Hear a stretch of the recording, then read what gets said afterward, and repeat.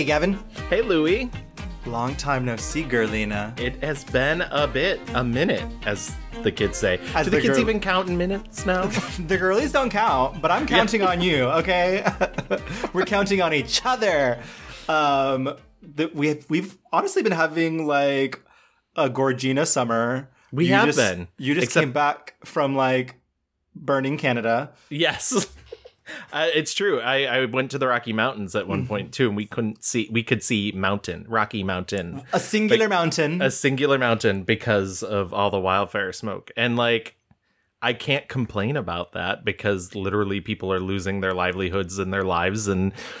But girl, like, if we could get it under control, Earth. That'd be great. I mean, this girl is on fire. Okay, we've got California having hurricanes. Canada's been on fire. And earthquakes. It is the day after tomorrow, honey. Okay, when are we going to do like a subject of disaster movies? I hate disaster movies. So probably 2 months, 3 months from now. Yeah. I hate it. So we will be seeing those soon. Thank you so much. After what you told me we were doing for Halloween this year, she's on the clock. Okay. Yeah, you're like, I'm getting revenge. Hey everyone, this is the Mixed Reviews. We are a film podcast where we take a film subject, such as an actor, director, or mini genre. We take... Dun, dun, dun! No longer 2 weeks. That's right. This is an announcement. We are now going monthly. Yes. We've been doing the show for 5 years. We're trying to take it slow, relax Gavin, a little bit. Bring it down. You're in the head voice, man.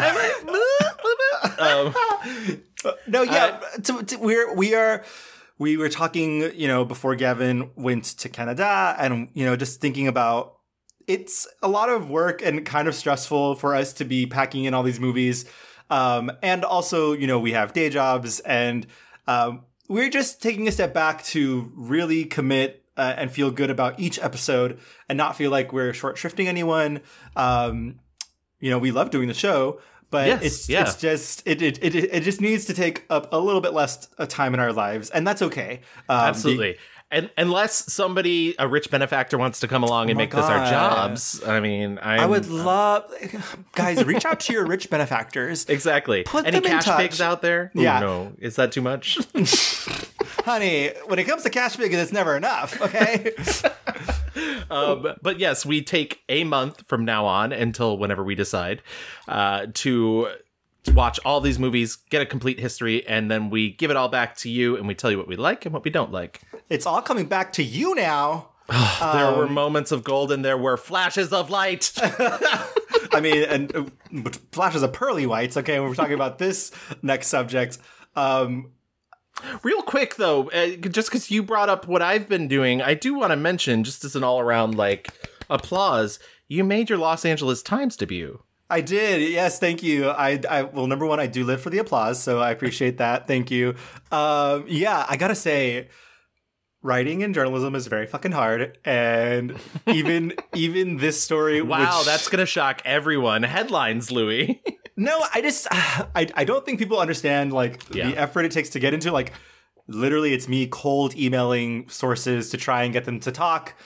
And then also I just think a lot of people don't understand how it works, and I did have a little bit of a dust up with the editors trying to get the story going, had a dust up with the there was a lot of trauma, as Jamie Lee Curtis would say. But I am so excited and happy. I love that story very much. And it's a great story. I've read it twice. Thank you. And I didn't want to tell you that because I don't want you to think I'm obsessed. So. But everyone is obsessed with me. We all know that. So we do know that. We do that. Just kidding, guys. But everyone's like, "How's that podcast with that hot guy?" And I'm like, "No, talk to me, the hunchback."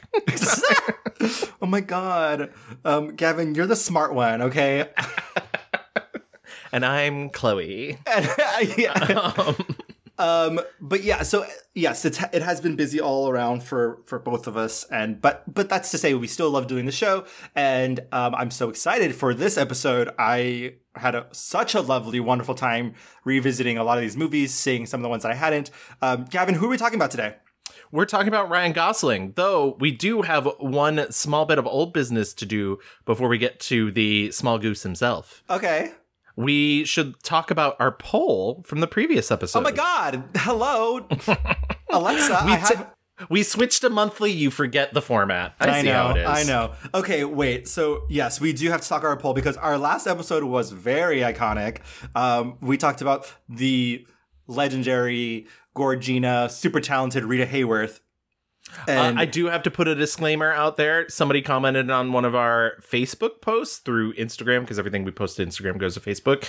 And they were like, R.I.P. She died so tragically, but I love her daughter, Detective Benson. And I was like, oh no, that's James Mansfield. That's Jane Mansfield, not James Mansfield. He's alive and well. He's alive and well. No, yeah, Jane Mansfield's. Yes. Is it her daughter or her? Yes, her Mariska niece? Hargitay is her daughter. Yeah. She looks stunning. Oh my god! But I mean, beautiful women all around. Beautiful ladies. Yeah. But back to Rita Hayworth. Just know that Rita Hayworth is not Jane Mansfield. They both had tragedies in their lives, but that's the only thing that connects them. So we asked you guys to go online and vote for your favorite Rita Hayworth movie, and here are the results. We got 0% for CoverGirl, which is not shocking. I just thought that she was cute. Gal of our Patreon, a patron, thank you, by the way, for helping us out and being in our Discord, messaged us to say easy breezy beautiful. So I'm gonna guess that he voted for CoverGirl. Well, thank you, Gal. Even though it's not on the Twitter.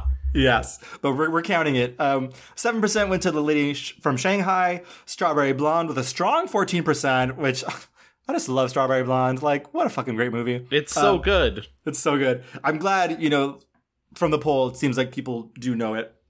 But the overwhelming winner, number one, the movie, of course, it's Gilda with 79%.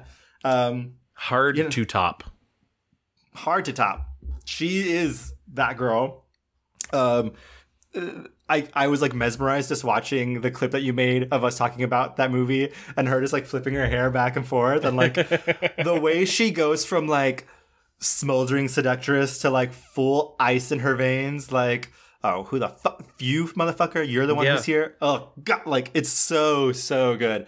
And it was all in the insistence of Lucy Liu. I know. Truly. Lucy really is that girl. Goddamn hair. I talk about iconic. But yes, we love Rita Hayworth. What a fun episode. Thank you, Rita. Hopefully, listeners, you are able to find some of these old movies and, really treat yourself to some old school glamour, because we are severely lacking in the glamour fashion these days. But not about our new subject. No. No. Ryan Gosling is full Canadian glamour. Truly. Canadian goose. Canadian goose. Gavin, tell me about, your first memories of Ryan Gosling. Well, my real first memories have to be the Mickey Mouse Club, because I never missed the Mickey Mouse Club when I was a kid. And before you go out and is like, well, Gavin had money, he had the Disney Channel. It was free when I was a kid. I think it's still free, actually, but there was a time it was a pay channel. When I was a kid, it was free. So they'd already moved. Yeah, I do remember there was a time when it was paid for like a cable channel, but then I remember they changed it over to like basic, because Disney was like, hello. Right. We need all the children. Yes. Do you remember when Disney Channel had no commercials? Yeah. Wild. One of the movies that we have previously watched for this show, and that is one of Ryan Gosling's first films. I mean, basically the way you find it is free on YouTube with the Disney Channel commercials still in it. Yeah. Which is Frankenstein and Me. But yeah, Ryan Gosling, I don't know if I remember him or knew. Like, I did not watch Mickey Mouse Club. I think I learned... so you think you're better than me? Well, first of all, I am. No. I think I learned about the Mickey Mouse Club after the fact, when like Britney Spears blew up, and then like all of a sudden there were clips, and it's like, isn't this fun trivia? Like all these girlies started here. I think I first saw Ryan Gosling in like Young Hercules, Yeah. Like, I don't think I watched the show, but I definitely saw commercials, and I was like, that is a twink. 9-year-old Louis going, twink. yeah, that was exactly me. No, but it's like, it's wild, doing this watch and reading like comments from directors and people being like, oh, Ryan just has like this weirdo vibe and he's so mysterious and not exactly like leading man energy. And I'm like, okay, I get what you're saying, but also he's like the hottest person I've ever seen. So like he's that rare thing of like, he both embodies like the stereotypical hot white straight, but also is like kind of a fucking freak and like has that weird mysterious edge to him. It's weird, and not to go to physical appearance right away, but like he's hot in almost an attainable way, which is why I think that line in Crazy Stupid Love is so funny when he takes off his shirt and she's like, are you photoshopped? Like, she's like, it's like you're photoshopped, like, because it's a really great body, but I think he has like a very handsome face, but I don't think it's like a traditional like like, you know, everybody take their panties off, throw them into the fire, like. Well, he also just has the energy of like shy guy who's not like showing off that he's hot. And if he is, it's like in the Barbie mode where he's like, it's a bit. Mm-hmm. I think he uses his body a lot as a bit. I was thinking of this. He's almost like, because when I first started this episode, I was kind of like, he's kind of this weird blank slate. And the more I was watching, the more I was like, no, he's really not. He kind of, it's like if you took Jimmy Stewart and combined him with James Dean. Like there's that like infallible niceness, the like homey, like should be on a ranch, like, you know, like, oh, you know, hey, I'm Ryan Gosling. But then he like fucking looks like a teen idol. And still to this day looks like a teen idol. Right. There, it's like undeniable charm and magnetism. And then also just like, he is that rare Pokemon of straight guy who just like, you know, can hang, is cool, is like so chill, and is casually so hot, but like he doesn't make you feel bad about it, you know? Yeah. And that, my babes, is what we call star power, star quality, Hollywood. And I would. So I think that kind of primes us to jump in. So why don't we get into our rewind? Ryan Thomas Gosling was born November 12th, 1980, making him a cool 42 years old. He's almost, we are a couple months away from, you know, sending him cupcakes, celebrating his birthday. Hiring him a flash mob to do I'm Just Ken. I mean, let's do it. He was born at St. Joseph's Hospital in London, Ontario. He's the son of Thomas Ray Gosling, who was a traveling salesman for a paper mill, and Donna Gosling, who was a secretary. Both of his parents are part French-Canadian descent, and they are Mormons! Yeah, they grew up Mormon. It is both the... I did not know this. So it is both the most surprising and least shocking revelation that I was like, oh, yeah, there is a little bit of that, like, Mitt Romney energy in there. It's like the sweetie pie freak, you know, energy that... Sweetie pie freak. Correct. I mean, like, no shade, but, like, if most Mormons are the nicest, but also just total fucking freaks. And that's what happens when you can't drink caffeine, okay? Yeah. You have to wear that underwear. I know. No.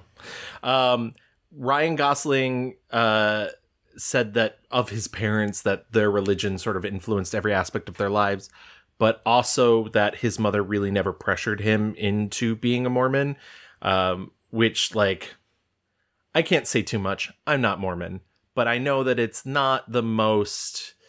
Usually if you're born into it, they're like, this is what you're doing. You're a Mormon now. Like, and so that feels a bit of an anomaly, which is cool for him. And I wonder if it has to do because his parents split up like when he was quite young. And I wonder if I read that he said his mom essentially was a single mother for a while, right? Yeah. And like it was, and so his father traveled around a lot being a traveling salesman, and that kind of led to this divorce.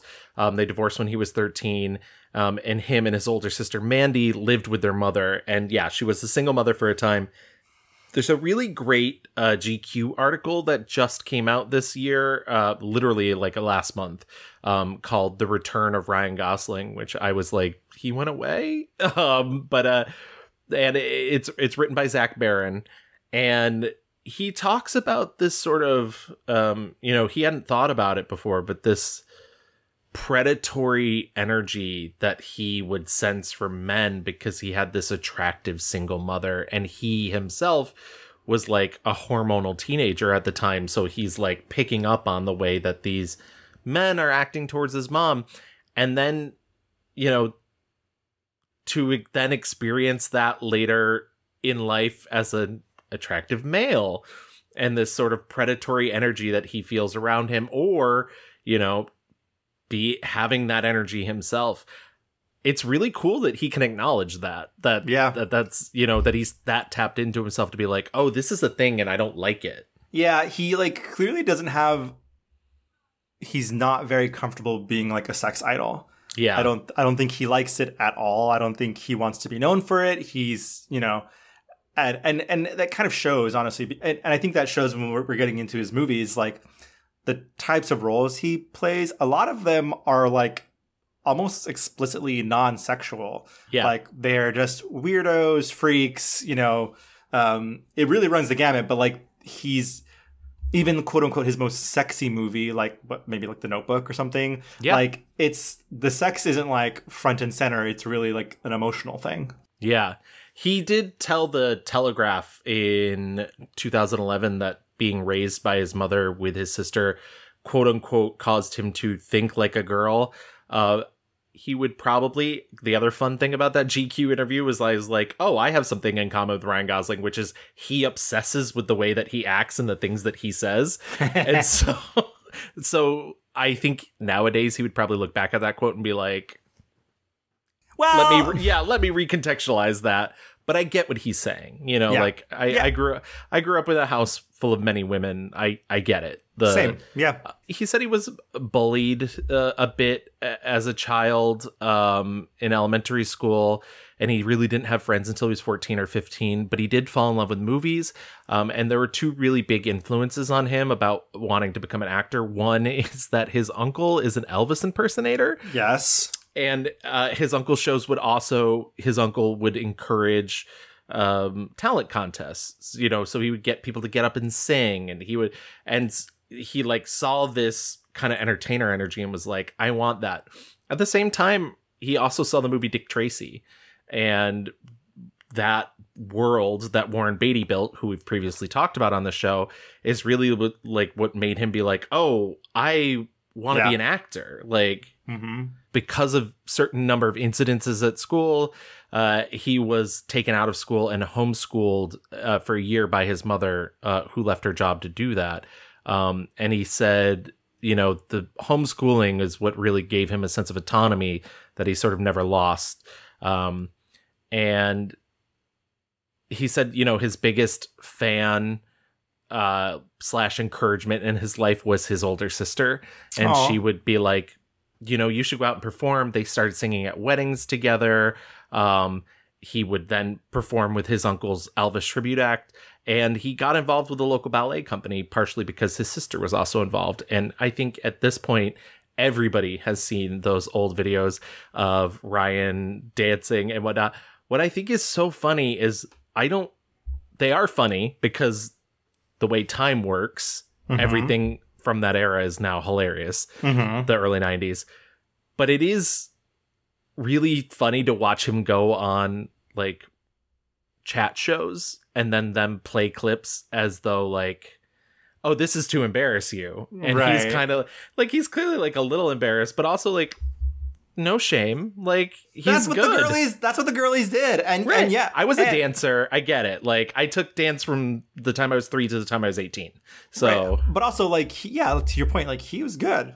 He was the only boy doing it, and like everyone was obsessed with him.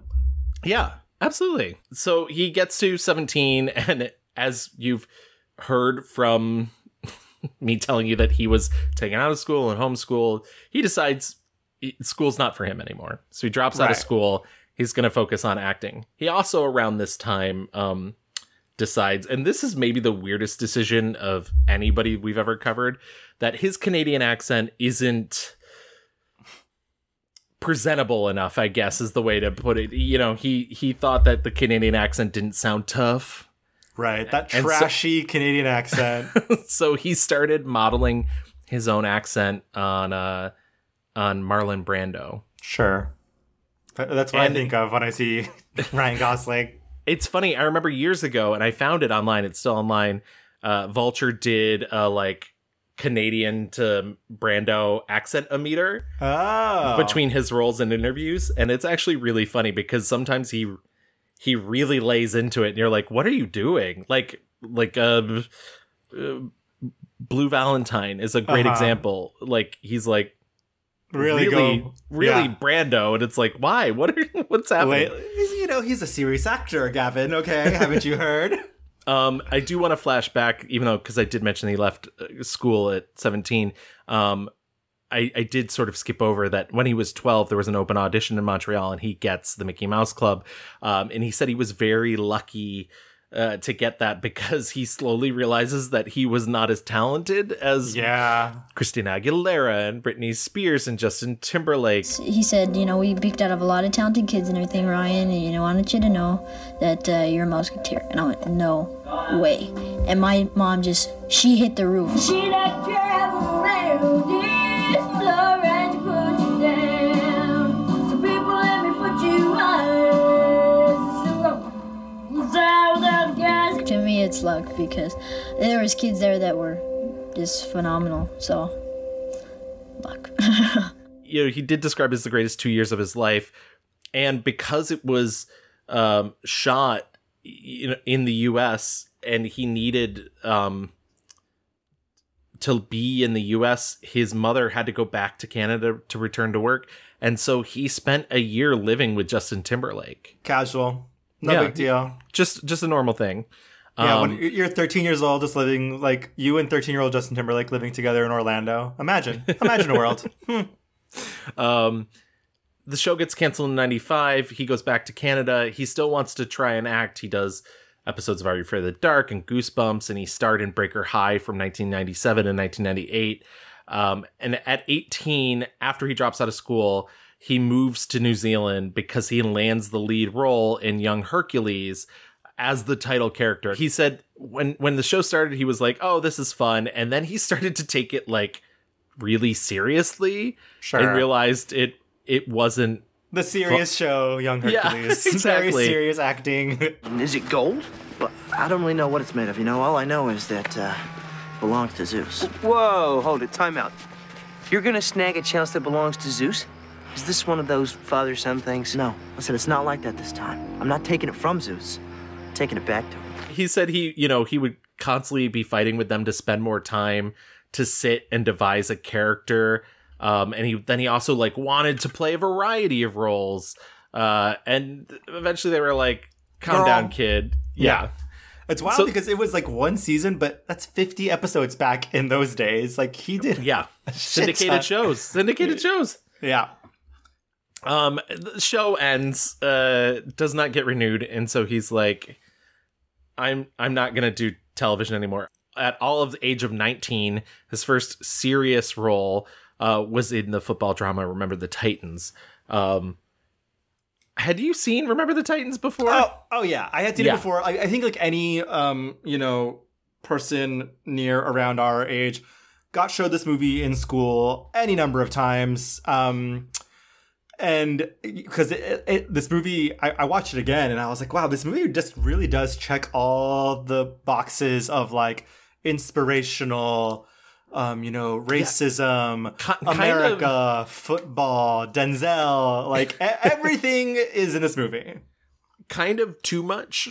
Kind of like it's a little, it's all very on the nose, I will say. Yeah. Honey, I mean, Hayden Panettiere acting her face off as a child. She's great. I had seen it before. I saw it as a teen, and I think I watched it a bunch of times, and I'm not a sports movie person.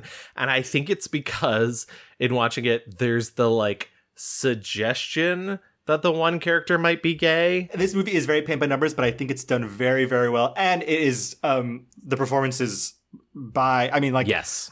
Denzel is incredible, but also like all the guys are very good. Ryan Gosling's character, you were about to say before I interrupted you, like it's a kind of a bit part. Yeah. He's like a hayseed who loves his country music, and the black kids are like, what the fuck is this? but it's a fun, like when he pops up, it's one of those things where like you watch it and you're like, oh, like he's got it. Like he's got this, he steals every second that he's on screen. They're gonna put me in the movies. Huh? They're gonna make a big Yes. star out of me. This one. I mean, I don't even have to ask, but We'll make I a will. film about a What do you think of man this one? that's sad and lonely. Does the term cruel and unusual punishment mean anything to you? His next big role comes in 2001 when he stars as a young Jewish man who becomes a neo-Nazi in the film The Believer. I remembered seeing this movie years ago, but I didn't really remember a ton about it. I rewatched it for this, and it is the most early 2000s indie film. Did you get a chance to check this out? I sure did, and I was like, what is going on? Number one, again, had never heard this movie. I'm reading the thing, like, yes, you heard that correctly. This man is a neo-Nazi, but he's also a Jewish man himself. This movie, I think there's a lot of movies in his career where movies have really big ambitions and they are perhaps too big for their britches. This movie, I think, like, if not sticks to landing, like, does a pretty decent job of tackling this very thorny subject. The wig work is horrible. Poor Billy Zane, I don't know what the fuck he's doing in this movie, wearing whatever he's wearing. This I know, movie and I unfortunately love Billy Zane. No, but yeah. This movie is too big for its budget, frankly. Like, it looks very cheap, but I mean, and it's crazy because Ryan Gosling is manic and crazy and all over the place, chewing every inch of scenery. Truly chewing. See, like, there are scenes where he's just like at 11, and I'm not saying that's a bad thing in this case necessarily, because that really feels like who this character is, but then it's like really hard to reconcile that with this sort of quieter, like introspective character that he is every now and then. He's very uneven. But all that to say, I do think this movie, even though it's a tough watch, there's a lot of like really interesting, and I don't even know what the right words are, but there's a scene where him and his fellow neo-Nazi buds have to go to sensitivity training, and they are talking to Holocaust survivors, and as you can imagine, it's not going well. But what's wild is that, like, obviously because Ryan Gosling's character, who is Jewish, he has a different lens of why his hatred is, so aggressive. Right. And these Holocaust survivors are like, what would you have done? What would you have done? And he's like, I wouldn't have fucking just stayed there and let my kids be killed. Why didn't you fight back? And as someone who did not grow up around, the Jewish faith a lot, I just thought, like, oh my, I've never heard this viewpoint of like someone being mad at their ancestors for not fighting this horrible thing that happened. Right.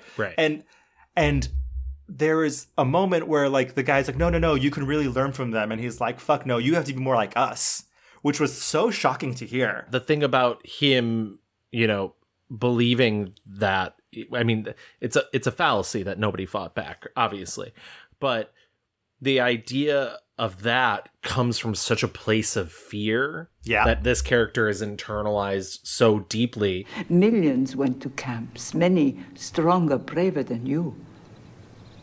They did nothing, just as you would have done nothing.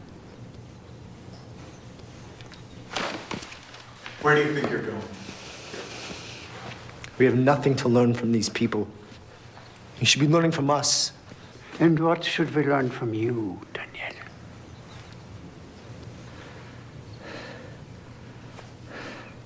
Kill your enemy. It's like scraping the surface of like really interesting themes that I feel like a lot of films would be scared to touch on. Yeah. But because I don't know if it's the limitations of the fact that it's an indie or limitations of time or funding or whoever produced it, it never gets to a like satisfactory sort of place. You know, it in the end, it's not about these big concepts. It's about him. Right. And the ending, I remember thinking like, oh, okay, well, like, I don't know how they were going to finish that, but that was something. That was something. Exactly. But I do think he's good. I do think it is funny because like there are Jewish actors. I just want to say that. And is in that GQ article, don't they talk about how he's like, or maybe it wasn't that GQ article. I was reading how like maybe the director or producer said he was in a weird way he was right because he wasn't Jewish. Like there was right, and which will come up again, not the Jewish thing, but like how he is so not the thing that he was right for the thing, which I haven't heard for I don't think any of our subjects we've done before. But yeah, I don't know how this movie would play now if it was tried to be made now. Certainly with a non-Jewish actor. But yeah, it's also a true story, which is fucking crazy. Yeah, wild. The film's a commercial failure, but sort of a critical hit. It ends up premiering on Showtime because it doesn't have enough money for theatrical distribution. And it gets the grand jury prize at Sundance. And Ryan Gosling has basically said, like, I owe my career to this film. Like, this sort of handed the rest of everything that's happened to me on a platter because I did this movie. You're lucky to get an audition. Then you get it. You get there. You walk into a room full of guys that look just like you. You realize you're not the only one that wore the cowboy hat. Then you can hear the other guy in the other room auditioning, and now you're thinking about not doing it like him as opposed to doing it the way that you wanted to do it. Then before you go in, you hear the casting director negotiating the deal for the guy that already got the part. Yeah. Turns out Jared Leto already got it. Yeah. You know? The next film he does is another small movie called The Slaughter Rule. It's another football movie. I think this falls in line with exactly what you were just talking about. Too big for its britches. Very that. Also, real quick sidebar, Amy Adams is like fourth billed in this movie, and she's in like, what, 2 scenes? Yeah. I was like, is that Amy Adams? Yeah, exactly. His next big thing is Murder by Numbers. We had to have covered this during Sandy. We did, but like Sandy was a while ago. Yeah. It's like kind of an update of the Lerner and Lowe thing or the Alfred Hitchcock's Rope. It's 2 high school teens who decide that they can get away with murder. They're going to commit the perfect murder.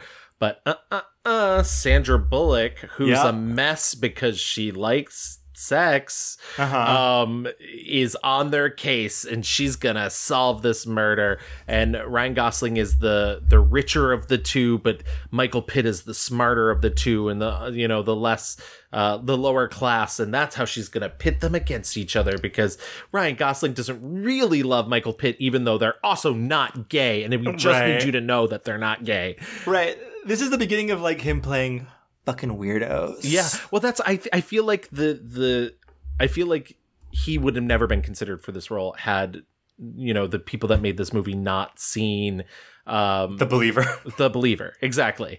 And so this movie's so bad and so anti-woman. Like, the whole thing was it's like, ooh, she's a basket case because she had one bad case and it haunts her forever, and now she just has sex with anyone that she wants and it makes her the devil. And I was like, what is happening? But I do think what's really funny is Sandra Bullock ends up dating Ryan Gosling.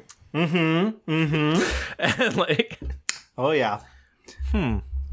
Honestly, love it for them. Yeah, love that for them. Good for them. Sandra Bullock was, I mean, there's a little bit of an age difference there. He was what, like 20 or something? Yeah. Yeah. And she's like, I don't know, 28, 30. I don't know. Something like that. It's a little May December. It's a little bit. A little bit. At that time period, it's a little bit. If it was like now who would care? Right. Now if Sandra Bullock was dating Ryan Gosling now, I'd be like, fuck yeah. Yeah. The next movie I did not watch, because every time I fucking would search for it on Roku, and it'd be like, yes, press play, and then it would take me to some fucking random site, and it was like the wrong movie. So I'm sorry, I did not watch The United States of Leland. Oh, which is funny because it's now come up twice, because the United States of Leland's other big lead in it is Don Cheadle. And I talked about it in our Don Cheadle episode, and I do not like this movie. I don't think it's like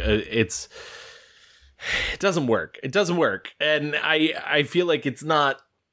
I feel bad because he's literally the lead in it, and it feels like something we should talk about. But the titular also, United States? Yeah, he is United States. United States is fighting for his life up there. United States gave it her all. Speaking, United States gave it her all. Speaking of that, by the way, I don't know if you've noticed that Mark Platt has produced a lot of Ryan Gosling's movies. Oh, yes. And I was like, oh, father of Ben Platt? Mm-hmm. But we can't talk about that. Not on this podcast. No. We're under strict gag order from the Platt family. If you were to tell me that Ryan Gosling went from like The Believer and then just a couple more skips of The Stone is The Notebook. Wild. Yeah, I would not. I think most people in their timeline of Ryan Gosling is like an amorphous young child Mickey Mouse Club, and then like he comes fully formed as like a hot young man and does The Notebook. Like that's that's step one. Step two is Notebook, and that's like the quote unquote mainstream breakthrough. Yeah, I'm assuming you had seen The Notebook before. Sweetie, honey, get in the water. Get in the water. I'm sorry, baby, get in the water. If you're a bird, I'm a bird. Oh my God. Guess what movie I had never seen before? Stop, Gavin. Oh no, I'm scared. I'm scared with what you have to say because you have a cold heart. It is cold. It's cold and it's damp and it's just plain scared. I'm not a Nicholas Sparks fan, and this is very much a Nicholas Sparks joint.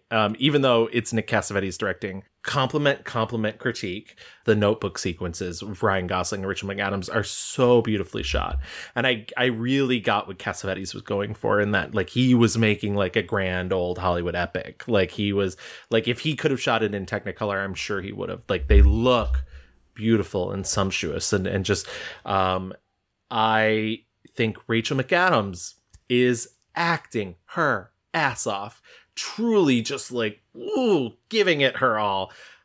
I love the James Garner stuff with Gina Rollin, who is Nick Cassavetes' mom in real life, because she was married to John Cassavetes, and oh my God, did I cry? Yeah, of course. Those two, like, yeah. Ryan.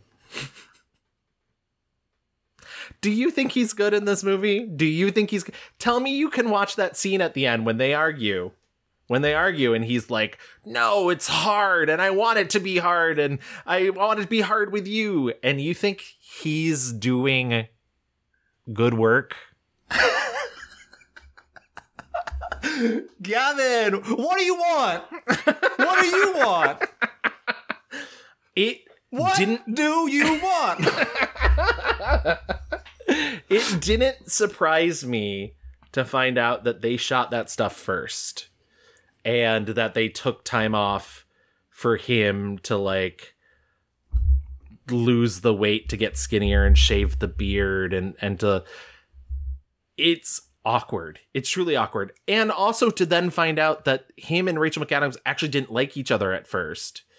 And he actually tried to get Rachel McAdams replaced on the movie, which like...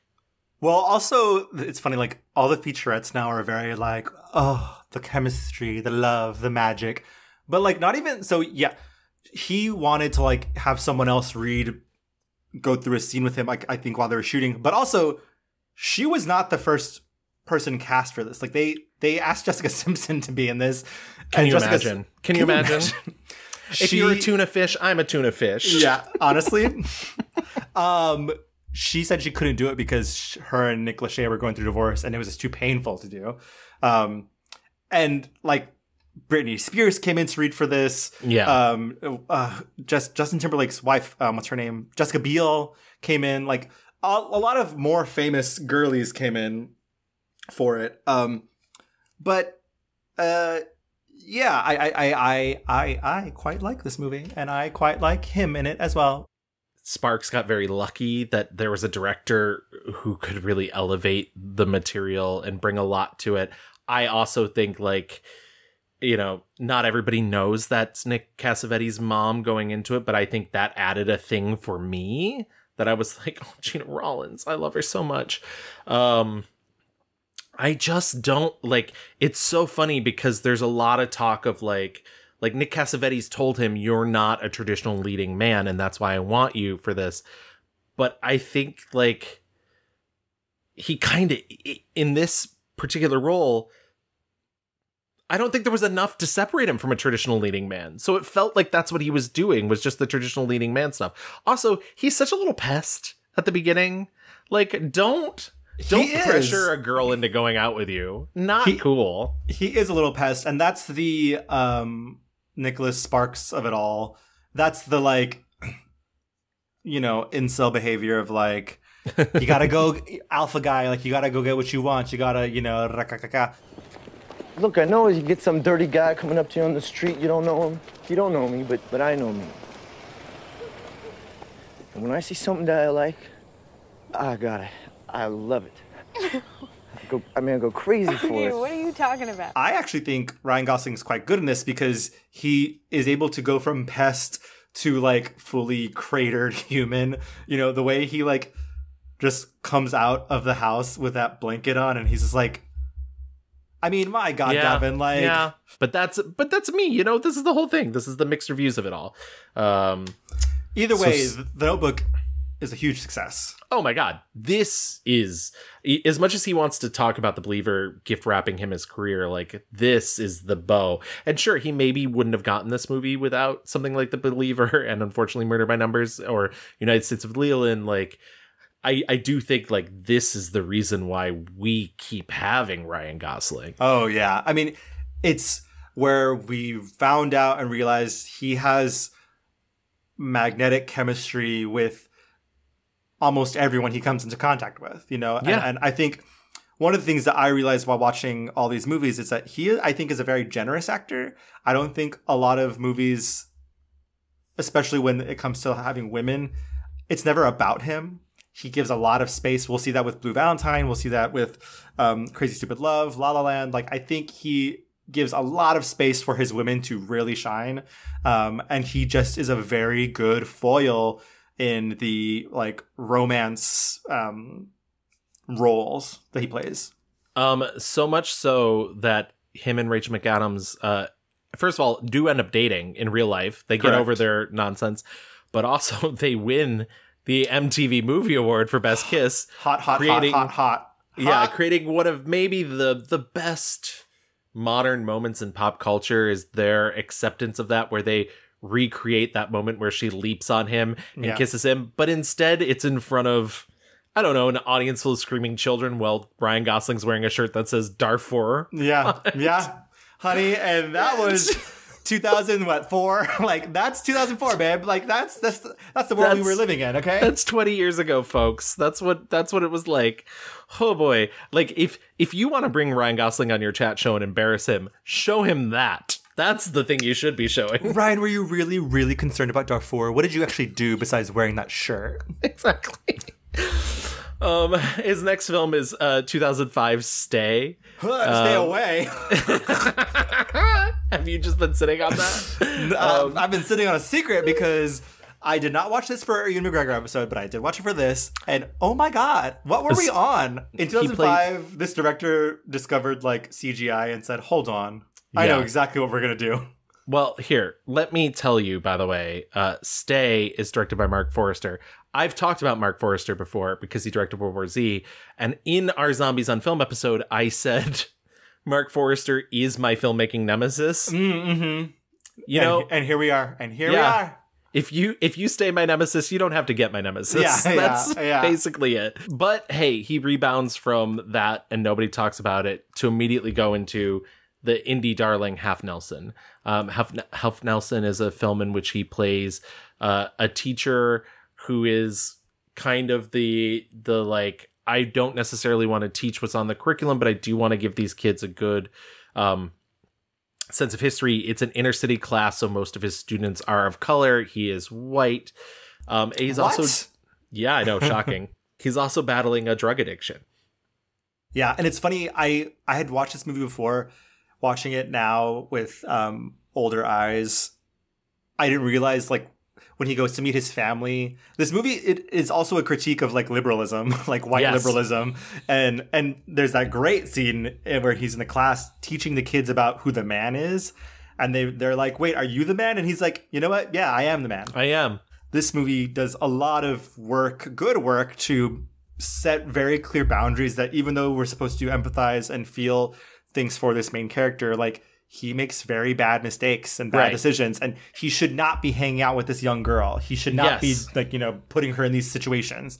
And it's funny because I think even though you know he has this problem, I think there's moments where it feels very like white saviory, and it does its best to like really undermine those moments or to point out to you that like that's not its goal. And I think that's a really fascinating thing. And maybe this film doesn't get enough credit for this.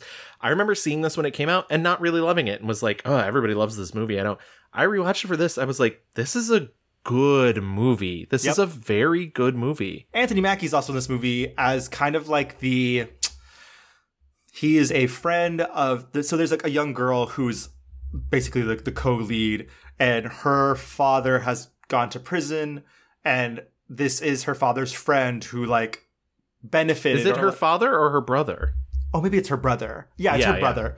So like this guy her brother didn't rat him out, and so he feels like compelled to like take care of her, but also he is like this kingpin of the drug, racket that's being run in town. He still sees her as a means to an end. Right. He sees her as a means to an end, but also like there's that scene where Ryan Gosling goes to him and says, you need to leave, stay away from her. And he's like, who the fuck are you? Like, are you going to save her? So what, man? Y'all just chilling? She lost my key. Her key. So what, Dre? What? You need a place to stay till your moms get home? Nah, man, we're cool. Are you cool, Dre? And the movie doesn't like, I think the easy way out would have been like, they beat each other up. There's like, you know, this big blow up. But like, I think they both realize in that moment they're both fucked up guys who are in their own ways think they are helping out this young girl.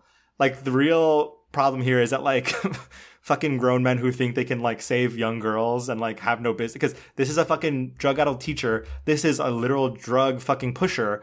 Like this little girl is lost in this world where she's just trying to find, you know, people to care about her or to look up to. So he gets an Academy nomination, his first. Yeah. He spent a month in New York, like shadowing teachers to like get down this.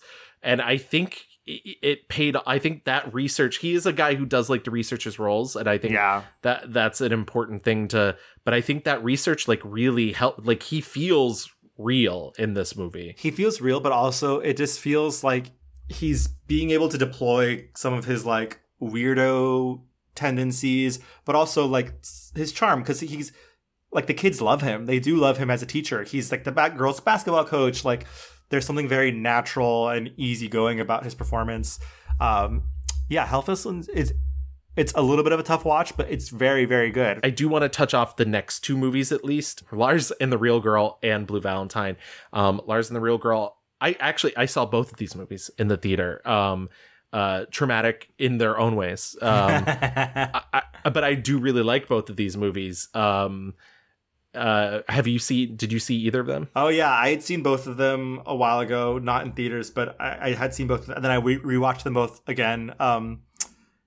Lars and the Real Girl is a funny movie, but also like I was really going back and forth on it because it is the most like adorkable, quirky movie. Like it does have that like 2010s like I know it was 2007, but it has that like 2010s like The New Girl was on TV, 500 Days of Summer was in the theaters, like that quality. I will say, and this is maybe sexist of me, and I'm trying not to be, I think this movie is better for being written by a woman.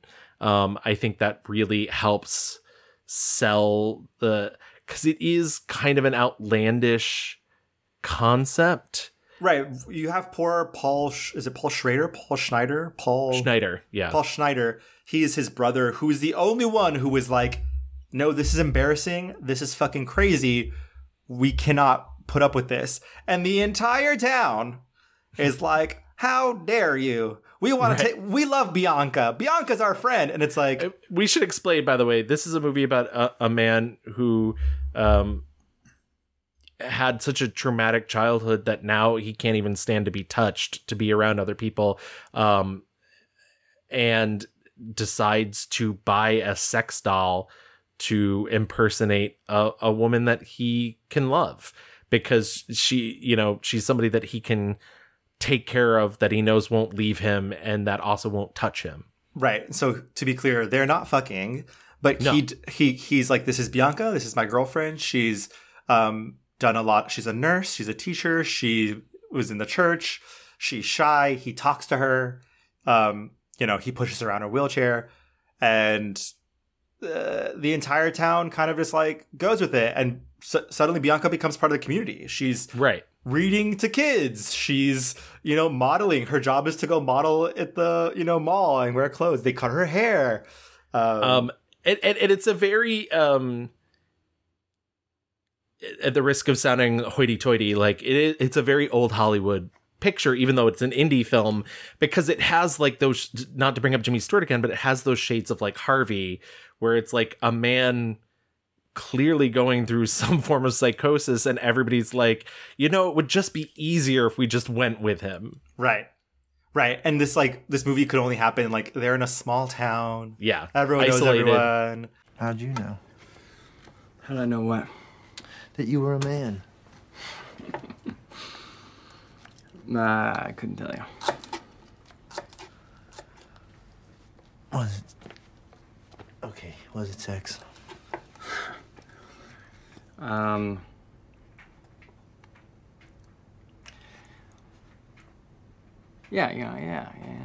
It's it's kind of no. Well, it's kind of sex, but it's not. It's not. I don't know. It's a good question. Yeah, but I have to know. Hold that thought. I don't dislike this movie, but I do think it's a very strange, if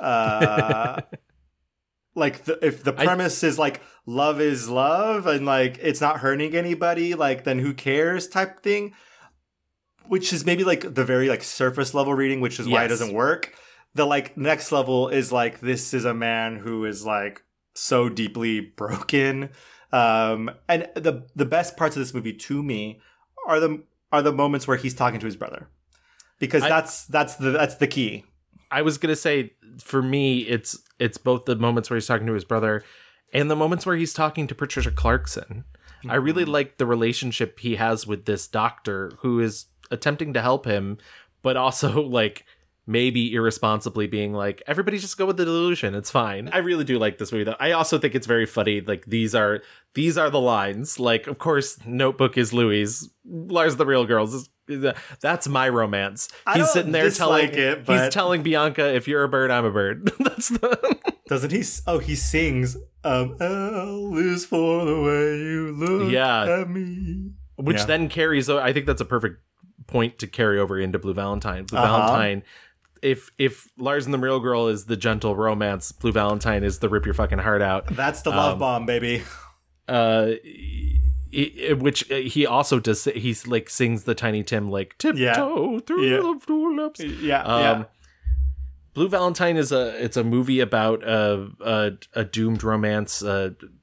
It's him and Michelle Williams, the amazing Michelle Williams. They fall in love. It's giving the last 5 years. Yeah. We're going. She's dating somebody else at the time. She accidentally gets pregnant by him, or maybe doesn't. The movie kind of, back and forth. Ryan Gosling trying to be the good guy, do the right thing, is like, because she decides not to have an abortion, like, I'm going to raise this child. They get married. The relationship falls apart, and you're seeing both the forward and the back of it. It's really traumatic. I think it's really well made. It's funny because I don't know if Ryan Gosling is the world's best improver, but I think here in this case, like, Michelle Williams had wanted to make this movie for like 7 years, and then they finally got the financing for it. And the director, Derek Cianfrance, is like, let's throw the script out. Let's just improv. Like, he made them live together and everything. He did do something that I think is truly unethical, which is he told Ryan Gosling to try and sleep with Michelle Williams. And when she rebuffed him, like, he was like very pissed. And I was like, that's too far. That's not right. Like, well, that's... I also, like, this director was out of his fucking mind, because there's that scene where she's telling him to get off the bridge or whatever. Like, I read that, like, the director said, no matter what, like, to Ryan said, no matter what, do not come down from there, no matter what she says. And then he told her, like, do whatever it takes to get him down from there. Like, and yeah, so he would give them like scene prompts, essentially. That's like psychological warfare. Yeah. Stop, no, stop. You gonna tell me? No, stop, come down. You gonna tell me? Just come down, I'm not kidding you. You gonna tell me what it is? Please, come down. Come down, please stop. You want me to go over the edge? No, I want you to come down. Tell me what it is. Come on, it's dangerous. You gonna tell me? I hate to say it, I think both performances are very good, and he gets very good performances out of them. Yes! Because of this. But also, guess what? Michelle Williams is a fucking brilliant actress. Right, exactly. She does not need this fucking warfare. And I think, honestly, Ryan Gosling would have been up to the task, too. Yeah. I will say, and this is maybe speaking out of bounds, but this is somebody who doesn't listen to the show, so I feel comfortable saying it. I remember seeing it in theaters, and I had a friend at the time who was like, oh yeah, I saw it too. Michelle Williams, what a bitch. And I was like, oh my God. But then I found out that there is like a subset of people who truly believe Ryan Gosling's character did nothing wrong. That is fucking wild. So number one, I love this. I love this movie a lot. Yeah, it's great. I think Michelle Williams fucking dominates this movie. I think she is the true star. And again, this is what I was talking about. I think Ryan is very generous in giving her the space to and not that like it's because of him, but I think he's not trying to like steal any of that shine back, you know? Right. But also, yes, like this woman is wronged by this man, like, you know, and if anyone says otherwise, you're not a good person. I genuinely could not believe, like, I was like, what? This man showed up drunk to her work. Yeah. Like, are you fucking crazy? The heartbreaking part is that, like, they clearly do have such passion for each other, but it has rotted and become intense hatred. They can't stand each other. Yeah. And the real fucking heartbreak of this is, like, while we're getting scenes of them falling apart, like, literally he is on his knees begging, crying for her to, like, stay. You're getting flashes of full extended scenes of them getting married. And it's so beautiful. And the promise of love. This movie is literally just about the promise of love and how even that's not enough. Like, you know... And it's really heartbreaking to, like, not to... I don't mean to interrupt because I think you're on, like, a really good through line. But also, like, you see her home life. You see where she comes from. You don't really get to see that of him. Right. And so you really understand how much his character is hurting her because she's seeing the situation that she grew up in and doesn't want her own child to grow into. Right. And, like, clearly something has happened where her relationship with her father is better than it was when she was younger. Right. But that first time you see her eating dinner with her parents is horrific. Yeah. One thing about Ryan Gosling's movies, when he wants to fucking make you cry, bitch, you'll be crying. I will say this movie was originally rated NC-17, and Ryan Gosling, like, really protested that because he was like, you see, essentially it's rated NC-17 because he goes down on her at one point, and he's like, you see women go down on men in movies all the time, and they're rated R. Like, I don't understand what's happening. And I'm glad that he, like, took that stance, and it did eventually get an R rating without any cuts. Yep. So that is good. But yeah, intense movie. 2010 comes All Good Things. Bad Things. Yeah, Bad Things. We can move on. Yeah. 2011 brings Drive. It's Ryan Gosling's first collaboration with Nicholas Winding Refn. I don't like Nicholas Winding Refn. I do like this movie. I think this movie is slick. It's sleek. It's ultra violent. It's really smart. I think this is why I thought going into this episode that Ryan is kind of a blank slate, and I think he can be. He's just like man. He's every man. He could be anybody. But I do like this movie. You know, it's a crime movie. He's a stunt driver. He does getaway driving for bank. He gets fucked over by some mobsters. And you know, it becomes a revenge flick. He also falls in love with Carey Mulligan, who's his neighbor. These are the real Cliff's Notes. It has a banging soundtrack, though I will admit this is my first time seeing it in a while, and I was like, this Real Human Being, Real Hero song is so stupid. Like, I was like, wow, I was really enchanted with this when it came out. Like, I had never seen it, saw it, liked it. Oh wow, slick, yeah, great beautiful gowns. Yeah, and he said, you know, the scorpion jacket, the reason, the whole thing behind it is he's always wanted to play a superhero and he's just never found the right one. And so this was his opportunity to play a superhero. And so much so that I guess he was offered the Joker in Suicide Squad instead of Jared Leto, and he turned it down because he was like, oh, I've already done my comic book movie, and also I don't want to sign on for the sequels because I don't do sequels. Love that. So yeah, so I was like, great for him. 2011 also brings us Crazy Stupid Love. Perfect film, no notes. Perfect film, Gavin. I was already telling a friend that we were doing this. He's like, you don't like Crazy Stupid Love, do you? And I was like, no, I do not. Perfect film, no notes. He is very funny in it. It's just a bad movie. But him and what's her face that are in several movies together. This is their first. Emma Stone. Yeah, Emma Stone. Oh my god, the chemistry. But also she's like so funny. Every face that she makes and so beautiful. Like, how could they not have perfect chemistry? 2011's The Ides of March. Oh god. Yeah, I saw this in the theater as well. I rewatched it and I was like, in 2011, were we really like, politicians aren't that bad? Oh my god, it's so shocking that they're bad. This movie, this movie to me is like so spineless. You know, like it's all about loyalty and like, oh, did you know that Democrats can be bad too? And like, I'm like, who the fuck are we talking to here? Has not aged well at all. No. He does his second film with Derek Cianfrance, and it's The Place Beyond the Pines. And this sort of comes from while they were making Blue Valentine, he was like, I have this fantasy of like robbing a bank and getting away on a motorcycle. And Derek Cianfrance was like, I'm writing that movie right now. It was because I was like, oh my god, he is getting away in fast cars and motorcycles on a lot of his movies. Yeah, this is the action movie era, and it's this movie. I think this movie's like it's a triptych. You know, the first thing's about him, the second part's about the man who kills him, the third part's really about his son. I think it gets less interesting as it goes along.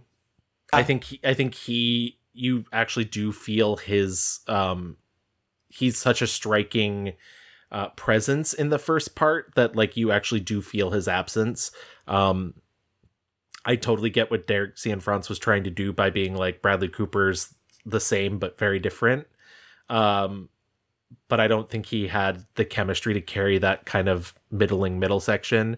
And then it really loses me in the third section about the sons. I will say we should make some commotion for Eva Mendes, who I think is very good, very underutilized. You're not gonna tell me? It's just a fling, right?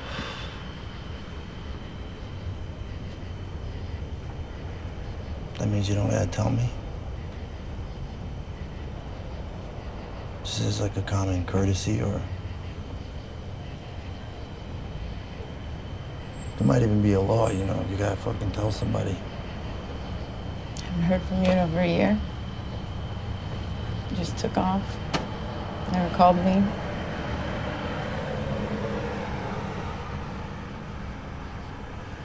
I gotta leave in 4 hours. I don't know what to do. You do whatever you need to do. And I do want to point out that this is the movie where he meets Eva Mendes, and Eva Mendes has been his partner since 2011, since they met. They now have 2 daughters together, one born in 2014 and one in 2016, which means one of them is almost 10, which is wild. Yep. Time moves way too fast. But yeah, I don't know. I remember it coming out. It feels more like a awards picture to me than Blue Valentine does. Blue Valentine's so raw, and Place Beyond the Pines feels so calculated that Place Beyond the Pines feels a little bit like experimental, kind of like fucking with storytelling. I don't think it completely works, but I appreciate the effort. Yeah. Here is one of my least favorite eras. The next two films are Gangster Squad in 2013 and Only God Forgives in 2013. Gangster Squad is a bad wax museum of a movie. Correct. That just looks awful. It's directed by Ruben Fleischer. It's literally the same movie as Mulholland Falls, which I believe we talked a little bit in our Andrew McCarthy episode, just a very tiny bit because he's in that movie. But the thing that I like about Mulholland Falls is it's like, oh yeah, violence begets violence. These bad cops are, where this movie's like, no, cops should kill people. This movie is so fucking basic. I could not believe, I was like, wait, this fucking narration of like, every man has to make a choice. You're either good or you're bad. And I'm like, that's it? You're either good or you're bad? And that's it? And again, this is why we have a fucking culture of dudes who are like, you know what? I gotta do what I gotta do. And that means picking up this gun and going and fucking playing Batman for funds and the LOLs. Like, it's so crazy to me. Yeah, the movie is as boring as the title, like Gangster Squad. Like, okay. I also think it's like, you know, there's a bunch of like people that he's worked with before between Emma Stone and Anthony Mackie in this movie. There's also like some career worst performance. I think Sean Penn is so bad in this movie. Yep. So like Sean Penn is like 2 decades late auditioning for Dick Tracy. Yep. And like, yeah. And Ryan Gosling picked he decides he's going to talk like this throughout the whole movie. Accent work. It's the weirdest choice. Yeah. I've ever just like, literally, it sounds like he showed up doing that day one and they like didn't have the heart to tell him like, don't do that. No. And so taking what he's learned as an actor, Ryan decides to, I can call him that because we're good friends. Correct. He decides to make his own film, Lost River. I did watch it for this. He's not in this movie. I think I feel bad. My friend Tim was like, I really like it. I don't really like it. I think it's fine. I think it's got some really beautiful stuff in it in terms of look. I think he's like trying for interesting themes. It's very fairy tale-esque, but also very film noir. He's also like very much wearing his influences on his sleeve. It looks like Nicholas Winding Refn meets Mario Bava, but I don't think it all coalesces. I think there's an immature quality to it that the story doesn't will out for me. But I will say the one interesting thing that relates back to him is, you know, there's this main character whose mother is played by Christina Hendricks, and he sees the way these men are, she's a single mother, he sees the way these men are sexualizing her. And I like had read that GQ article and was like, oh, like he's still dealing with that. And I think that's interesting. I just don't think there's enough of it in the movie, or the movie's just kind of more out there than it needs to be for. Sure. Yeah. I didn't watch it, but I was reading about it and I was like, maybe, you know, like not every actor needs to be a director, and that's fine. Yeah. Because when you're an actor, if people don't like the movie, you just go like, well, I didn't direct it. I didn't write it. Not my fault. But when you direct it, you got to take it on the chin. It helped me be a better actor, understand what my role was as an actor through directing, and vice versa. You know, I think it's good if directors take some acting classes as well. You know, he hasn't done it since, and I think maybe he felt the same way. I don't know. 2015, The Big Short. 2016, The Nice Guys. And 2016, La La Land. Where would you like to start? I will tell you this. I hate The Big Short. I did not rewatch it. I don't care. Yeah, The Big Short, I think is, I'm not mad at The Big Short. I think it's like a fucking horrible story that like needs to be told. Yes. But I don't think there's anything there that needs to be revisited. The Nice Guys, I think, is a very underrated, underwatched movie. I think he is firing on all cylinders. I think he's funny. I think he's, using all of his action chops here. I think the writing is super sharp. It's a super fun movie. I remember watching it in theaters and watched it again. It's on Netflix right now. So people should watch that movie. I feel like I implied recently on an episode that I didn't like it. And I don't know what I was thinking, because I do. I think it's really funny, and I like what he's doing. I think he'd gotten this reputation as kind of an action-y guy, and I love that he's playing against that. There's that moment where Russell Crowe, who's an enforcer, who's first hired to like stop him from investigating because he's a private investigator, and he breaks his arm. And the scream that he lets out is so fucking funny. Right, look, when you're talking to your doctor, just tell him you have a spiral fracture of the left radius. No! Deep breath.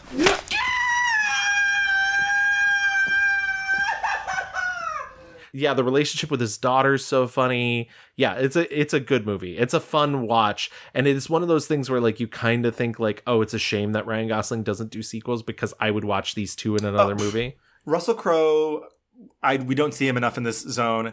Would absolutely watch 3 more movies of them going on adventure capers together. Don't say and stuff, just say and anal. Yeah, yeah, correct. And then La La Land. I mean, I think I just rewatched First Man today, and I was like, God, Damien Chazelle really fucking knows how to put a fucking movie together. I will just say they are gorgina movies, and La La Land is especially gorgeous. I think this is also another case of Ryan Gosling giving a lot of space to Emma Stone. I don't think there's anything beyond him obviously being super charming and dancing his fucking face off and like doing all of that razzmatazz. I don't think there's anything too spectacular about his performance specifically. I agree. I think a lot less of La La Land. I'll be perfectly honest. I would actually go as far as saying I don't like La La Land. But up until I just saw First Man for the first time for this. It's the first Damien Chazelle movie I've liked. And it's the most basic, which I think is really funny. But La La Land doesn't do it for me. I don't like the music. I think it is too self-referential to all these other musicals that I've already seen that I really like. I truly, not to beat a dead horse, I really don't like the music. Like I could not, when I watched it the first time, I was like, when the opening number happened, I was like, oh no, like, is this what the music's going to sound like? And then he like, someone wasn't a Glee fan. Exactly. And, he like explains to her jazz. Like I was just like, ugh, this guy. I just think that people, when they say that they, hate jazz, they don't have context. They don't know where it comes from. Jazz was born in a little flop house in New Orleans, and it just because people were crammed in there, they spoke 5 different languages, they couldn't talk to each other. The only way they could communicate was with jazz. I think she's giving a really good performance. My one knock I'll give to Emma Stone is neither of them fucking point their toes during their big dance number when they're up on the hill. Mm-hmm. And I'm like, Ryan, you know better. You are a dancer. Let me see those fucking toes. Point those motherfucking toes. But I think you're right. I think he's being very generous with her, and she steals a lot of those scenes away from him. Yeah, I mean, the scene where she's doing like the Iran stuff at the party, that's so good. I could watch a whole movie of that. I will say, I mean, and I know less than you do, but I do think Damien Chazelle's movies, specifically like First Man and this one, to me feel like technical wonders. Like they feel like a lot of work, but in the most beautiful, gorgeous ways. The use of color in this movie, very inventive, just like... I watched First Man the way it's meant to be seen on an iPad on a plane. Wow. So I think I saw it the correct with headphones on. But no, I agree with you, especially First Man. I will say once again, he is a little too referential, I think, sometimes. Like there's that beautiful scene in First Man where they think they're gonna fucking die in space when they attach to the And the score is original, but it's written like a Viennese waltz, very Strauss. And I was like, yes, Damien Chazelle, I have also seen 2001: A Space Odyssey. I get it. Like, you know what? She's never afraid to reference or not reference. Right, exactly. But lean heavily towards the reference. I have to say I'm not mad. He was in his Christopher Nolan bag for Yes. First Man for sure. Absolutely. Blade Runner 2049 is a movie I love. Of course I do. It's like a 3-hour zone out. I love it. Yeah, beautiful gowns. We mentioned First Man, that 2018, unfortunately, like it flopped. It flopped, and I really think that's like, I don't know. That's unfortunate. And like, you can't even really blame the pandemic because it hadn't really happened yet. Like, no, I just think people were kind of like, I don't know, either he was still reeling from like the La La Land Oscars misfire. I think also, I mean, rewatching it today, I was like, man, I will give props to Damien Chazelle there's a lot in this movie about like, this was fucking wasteful of money, yes, of a human spirit. Like, yeah. I will say, I think Claire Foy is so good in this movie. Oh my God. I think also what I love is it feels like Damien Chazelle really trusted both Ryan and her to just like sit in moments. Just like at the ending of the movie where they're just like, there's no dialogue. It's just them. Trust your actors, trust the movie. And it's just really beautiful. It's for a movie that's about space, it's just like really, really human. Absolutely. I do think it's really funny that the movie just absolutely paints Buzz Aldrin as an asshole. Dick. It's just like Buzz Aldrin, total dick. Mm-hmm. But I did really enjoy it. And like, it doesn't fully escape the sort of Oscar baitiness of it, but like it's good. 2022, The Gray Man, a fake movie. Directed by the Russo brothers, who are just bound to prove that they make the most generic movies. This is really what I was talking about when I was talking about, I don't think he's the best improver. Apparently they were told to like forget a lot of the dialogue in the script, him and Chris Evans, and the thing I was reading was like, oh yeah, that first scene where they meet for the first time is all improv, and I was like, yeah, you can tell it's not funny. Like, they're trying so hard to be funny and it's not working. Come on, man. Hey, Sunshine. You must be Lloyd. What gave it away? The white pants, the trash stash. It leans Lloyd. So when GQ says The Return, he took 4 years off from 2018, The First Man, to The Gray Man. And he said it was to spend time with his kids and just be a husband. And I like that. And, he came back with The Gray Man, and then obviously Barbie's now what it is. And right. I think he has another movie kind of in the bag. And, I do feel like he's very much now in his big tentpole era, like yes. And I think that's where he's sort of comfortable. He talked about early in his life, he did these indie films and he thought like, I have to feel these things so the audience feels them. And now he's like kind of realized, and I think partially it is from working with certain directors who only are asking certain things of him. Like, no, it's more about what the audience feels. And it's like, I truly don't think he could have played a character like Ken, which I know sounds deranged, but I don't think even 6 or 7 years ago he could have pulled off what he pulls off in that movie. Yeah, I think it's less about, feeling the thing and getting back to that sincerity of performing for fun and, Yeah. And so The Gray Man, whatever, make the check. It does kind of feel like he's like, well, you know what? Now I can just make these big movies that make money because I want to like spend time with my kids. Yeah. And not have to like, I read that he fucking, for Only God Forgives, went to go train in Thailand in Muay Thai for like 6 months. And then none of that made the movie at all. Right. Like, Exactly. He's not following teachers around in New York anymore. He's just, trusting in himself, trusting in his like showmanship.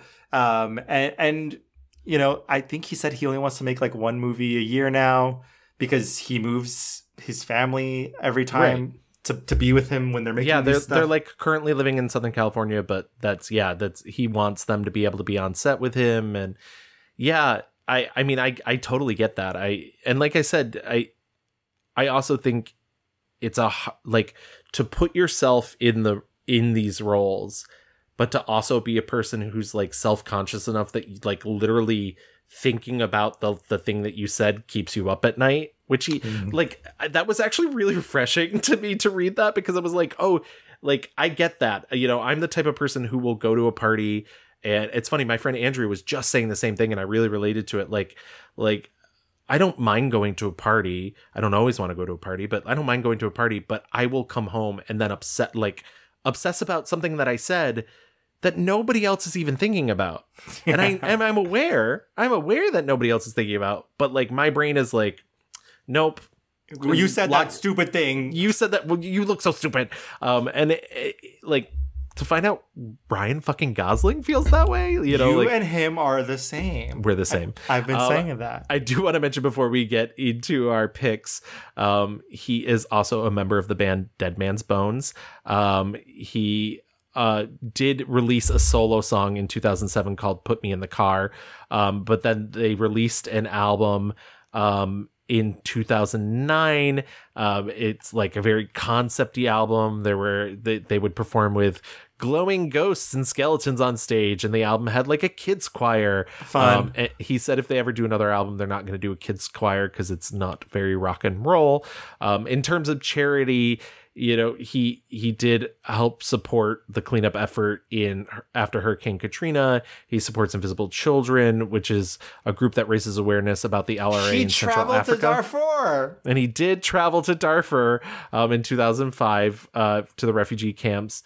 And so like he does feel passionately about Darfur. I just think it's very funny to wear that shirt. I mean, I get it. He's like, young people need to know, but to wear that shirt on the MTV Movie Awards where Rachel McAdams is literally climbing up him to make out. Hollywood, baby. I do, we talk about charity support every now and then on the show when we can find it, just because like it is important to like point out that these rich people are occasionally putting their money where their mouth is and do actually have causes that they support, and are probably deep down good people. Probably. Which is not to say that Ryan Gosling isn't on the surface a good person, but like, rich people. Rich people, But all right, I think that wraps up Ken. Did you feel that Kenergy during that rewind? Oh, I was overflowing with Kenergy. Put it away. And why don't we get into our picks? Why don't we start with our 1-star reviews just to talk about the movies that are maybe not enough. Jennifer Lopez Knuff. How dare you? I need a shirt that says that.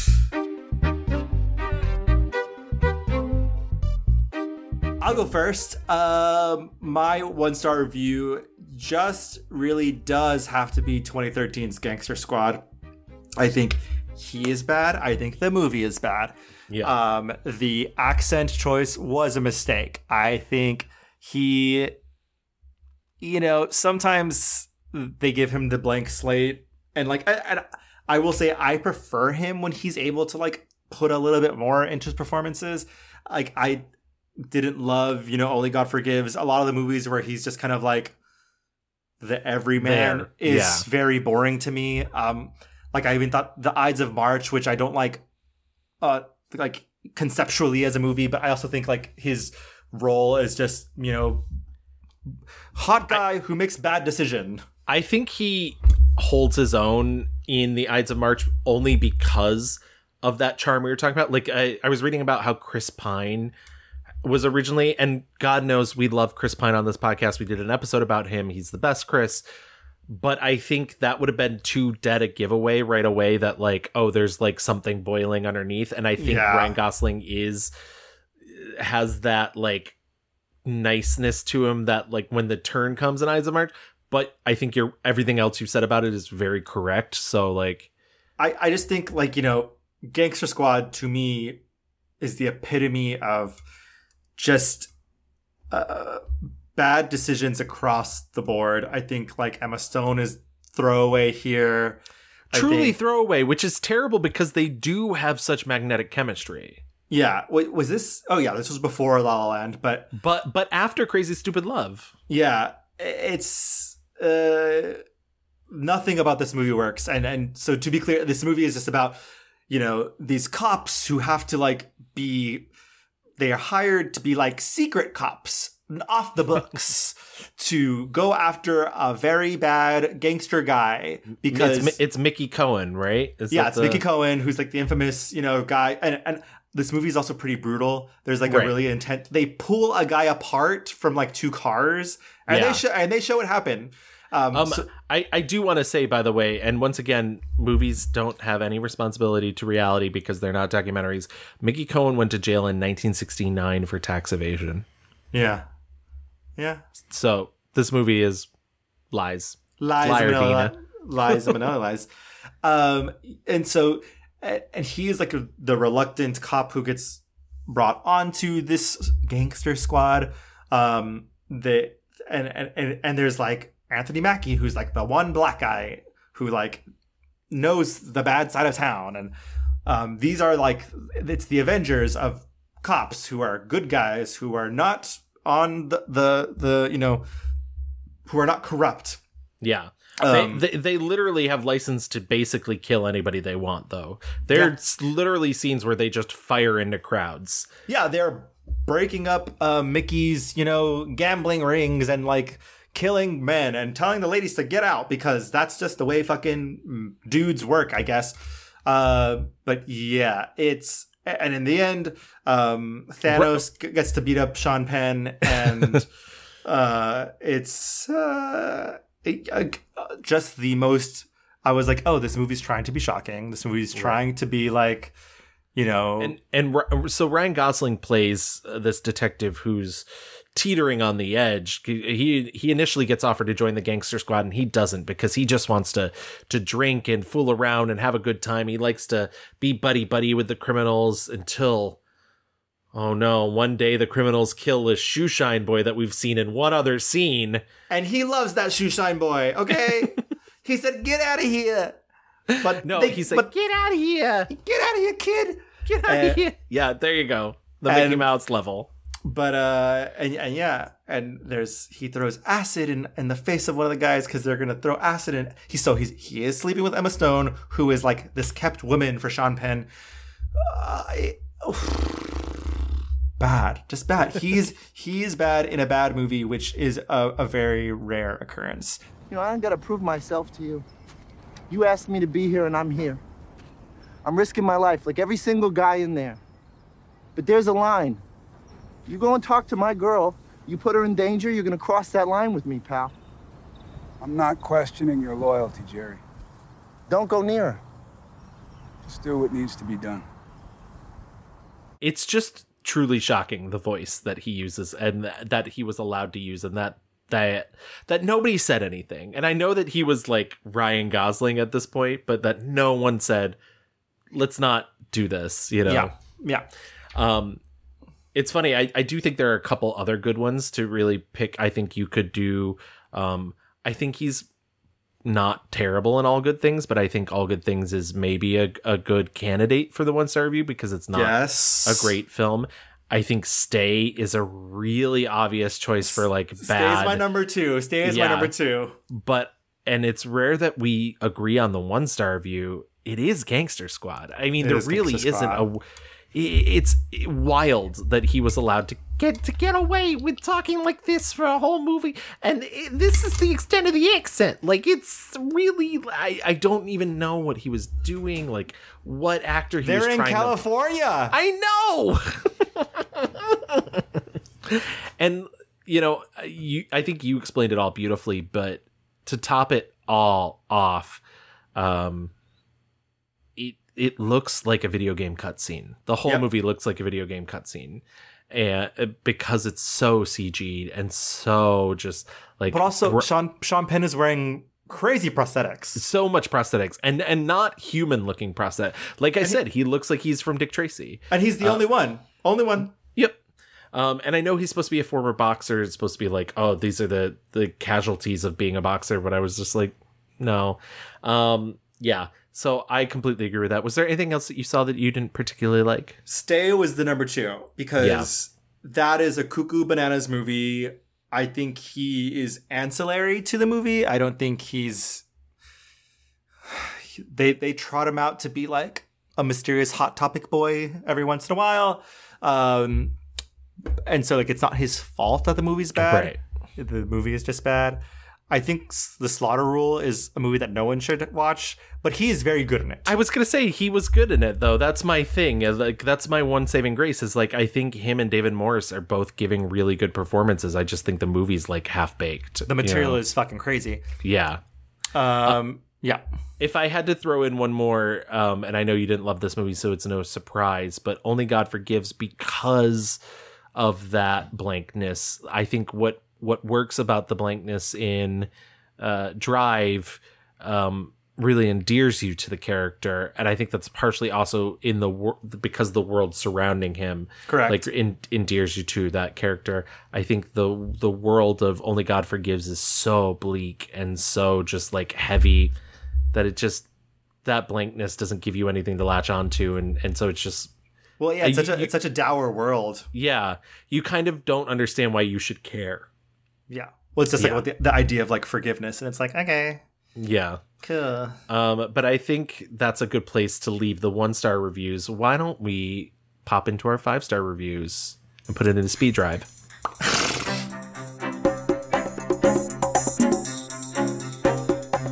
Well, Gavin, it wasn't over, and it's still not over. My 5-star review is The Notebook. It is The Notebook. Well.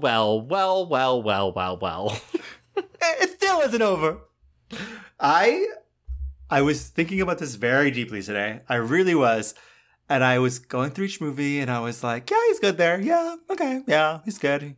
But when I got to The Notebook, I was just like, the amount, and this could be nostalgia speaking, this could be, all the things like, but I just think that there are so many iconic scenes in this movie, and there are so many modes in which Ryan Gosling is playing in that really personifies why I think we love him. I think he is that little rascally scamp. I think he is that like moody, mysterious, hot guy who actually in the end is just like so tender and loving and charming. My God, that scene where he's like, I wrote 365 letters to you. It still isn't over. Like, and then the passion and the love, and it's just like, oh my God, they do not make movies like this anymore. Like just that level of unadulterated romance and sex. Like, she's painting naked on the porch he made for her. Yeah. Hot. That was very nice. Ha cha cha. I remember like when I watched this movie as, I don't know, fucking middle school, high school, I don't know. The scene where they like first have sex, where she's like, make love to me, and they literally are just like staring at each other, taking off like one piece of clothes at a time. That's so fucking corny and stupid, but like watching the movie, I'm like, yes. No, I actually did really like that moment. I'll be honest. And they're just like looking at each other. They're just like taking each other in. And it's so, I don't know. I do think that I think that scene, that fight scene where they're like, he's like, that's what you do. You tell me when I'm being an asshole. I call you out when you're being a pain in the ass, which is 99% of the time. Like, I think their rat-a-tat-tat energy is so fun. I disagree heavy on that, but that's... So what? So it's not going to be easy. It's going to be really hard. And we're going to have to work at this every day, but I want to do that because I want you. I want all of you, forever, you and me, every day. Will you do something for me? Please? You just picture your life for me? 30 years from now, 40 years from now? What's it look like? If it's with that guy, go. Go! I lost you once. I think I could do it again. If I thought it's what you really wanted. But don't you take the easy way out. What easy way? There is no easy way. No matter what I do, somebody gets hurt. Would you stop thinking about what everyone wants? I think it is like everything. Like I believe that they fight. I believe that they're passionate. I believe they're in love. I believe. I just fucking believe. I love at the beginning where she's like rebuffing him and is like, "Ew, no, fuck off." Oh like, my god! Can I? And this is the gayest thing in the world. That green dress she's wearing during that scene, gorgeous. Oh my god! Her little gloves. Yeah. Ugh. And the fact that she that's like a motif for her, like the little gloves. Like yeah. I also when I rewatched it, I was worried. I had forgotten, I guess, that the dad was going to be the one who was an asshole, but it's not the dad; it's the mom. Yes, and I loved the moment. Fucking Joan Allen, love her, so good. And Joan Allen has that moment where she's like, "Drive with me." Yep. See that man over there? I knew you were getting to this. See that man over there? And basically, he's like, "We used to fuck so much. Oh my god, we were in love too, babe." But she's like, "That was some good dick." And listen, I love your father, but yeah, but she's like, "But we are from different worlds, honey. We are high class here, it's low class, okay? So like that is that on that." I listen. Nicholas Sparks is not a good person. He's conservative, Republican, and I hate that. But there has not been a Nicholas Sparks movie that could even touch the levels that The Notebook reaches. When they're in the fucking pond with all the geese, it's like magic. And like, what? Why, do you know why they're here? And he's like, nope. They're supposed to fly to Guatemala or whatever. Like, it's just that, especially that middle piece of the movie where she comes back, is just so fucking good. I love this movie. I'm happy for you. Get in the water. Get in the water. Get in the water. If you're a bird, I'm a bird. Oh, I love that. I love that beach scene. I'm going to be saying that forever. That's just, it's in me now. I know. And you had not seen this, right? So no. After a first watch, it sears in your brain. Yeah. If you're a bird, I'm a bird. Well, because it's so wild. Like, no, what? But it's like, she's like, he's like fighting her. He's like, no, you're not a bird. I want to be with you. And so finally, like the romance of like, well, if you're a fucking bird, then I'm a fucking bird. I'm not living this life without you. Ugh. I think there's definitely more good than bad in his career. I also did actually have a pretty good time watching for this movie. I've heard this episode. I think easily you could give it to First Man. I truly think, even though I do feel like it is a very Oscar baity movie, I feel like his performance is like incredibly nuanced. I guess I've just never thought of Neil Armstrong as a real person. Yeah. And so I think the movie does a really amazing job at like illustrating that and being like, nope, this is a man that hurt, but also like was in a time in which men don't hurt. So like, had no idea about his daughter who died. Yeah. And when he tells that other astronaut, like, I want to be alone. Yeah. Like he like snaps at him. I was just like, oh, this is a much sadder man than I realized. And also why like he's willing to kind of, his fear of losing everybody else the way that he lost his daughter pushes him to push everybody away because he doesn't want to feel. The scene of Claire Foy being like, you need to fucking go talk to your sons. Yeah. Right now. Yeah. And he's like you said, he's pushing everyone away. And she is like this grounding weight trying to bring him back to earth, into his family. Oh, it's so good. He's so good. That movie is very, very good. I'd argue his performance in Lars and the Real Girl, even though it's a very actorly performance, so good. I really enjoy his performance in that movie. I will say a lot of like what actors do when they're playing someone who is spectrum-y, I guess. It's a lot of eye blinking. Yes, yeah. I think it's a little more sensitive, but you're right. You are right. There's definitely, and that could have been drawn back. And maybe if the director hadn't been Craig Gillespie, like, he would have toned it down a bit. Also, but it was 2010, so we understand. Yes. I think my 5-star review has to be Half Nelson, which shocks me because I really thought going into this that I didn't care for this movie. I thought you were going to go with Blue Valentine. Well, Blue Valentine's also another great choice. His, on the Brando meter, he's a little off the charts. Yeah. He's a little like... Well, but they gave him that like very balding type like hair scenario, and which apparently is what Derek Cianfrance looks like. Oh. So like, there's a lot to love in that movie. But you can tell he was really just like lapping it up because when he's young, he's playing young, hot Ryan Gosling. Like that's his brand. Yeah. And then when he's old and broken, you can tell he's really like, fuck yeah, I'm acting. Yeah. But Half Nelson.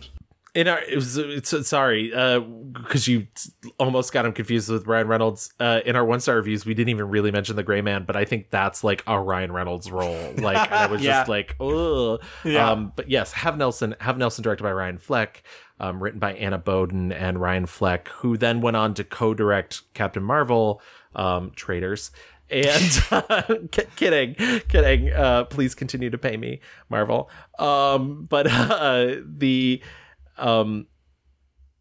It's funny because like I've heard that she basically co-directed Half Nelson, but she just doesn't get the credit. I don't really know what the story is behind that, why.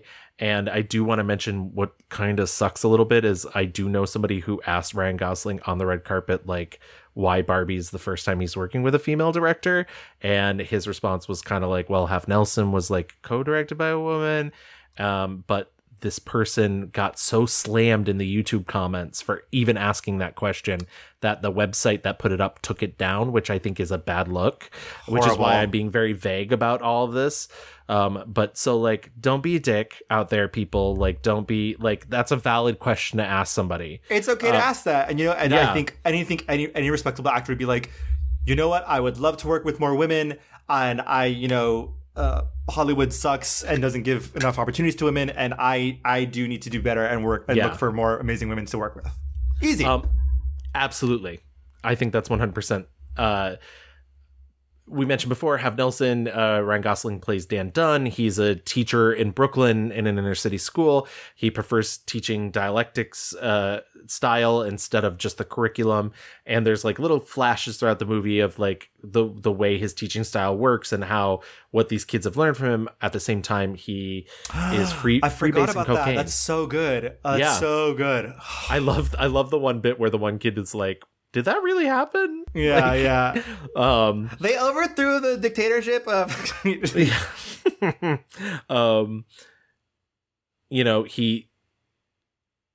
It's unclear what was the inciting incident in his life that got him into freebasing cocaine. But essentially, like he is it cocaine? I have no idea. Oh yeah, it is. But it's like it's not just snorting it. It's like, burning. He's I don't know how drugs work. Yeah. But yeah, it's intense. He's smoking it and and so like they allude to like a past relationship. Yeah.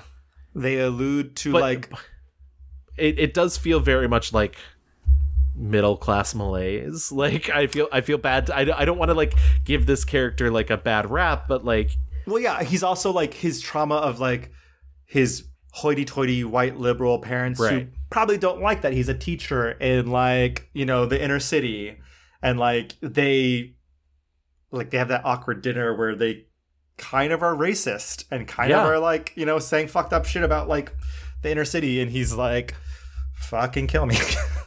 And he like even has that conversation with his mom towards the end of the movie, and then he like tries to say something else to her and she just ignores him. Yeah. Do you hear from Rachel anymore? Not really. I'm so happy. That's so great, because when you're happy, I'm happy. Watch the basketballs, okay, honey?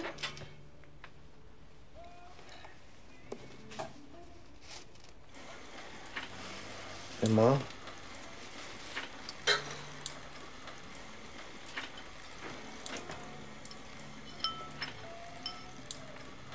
Like, it is a little heartbreaking, but also like it does feel a little like white person problems. Yes. A student catches him doing this on school grounds in a bathroom, and he develops a relationship with this kid that's not predatory.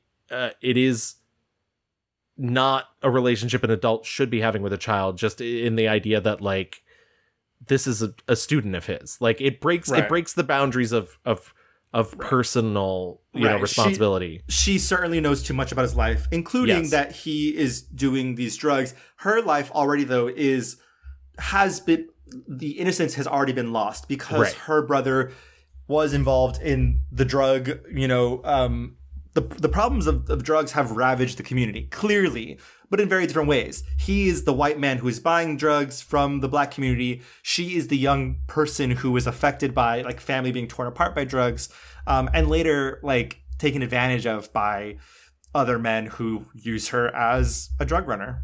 Yes, because cops don't have a tendency to bother kids. And that's, we talked a lot about it earlier in the episode. I just think this is an incredibly nuanced performance. I don't think it's an easy performance. I don't think anybody's actually giving an easy performance in this movie.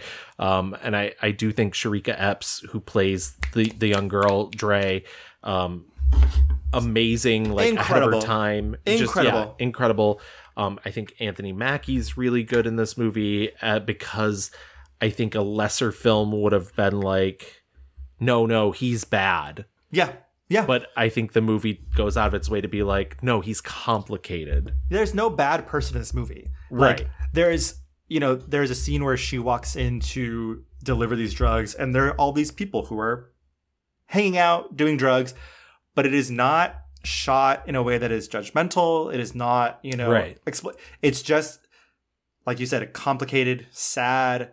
Everyone in this moment is a victim of something, a victim of the tragedy of fucking drugs, and how they warp all of us. And the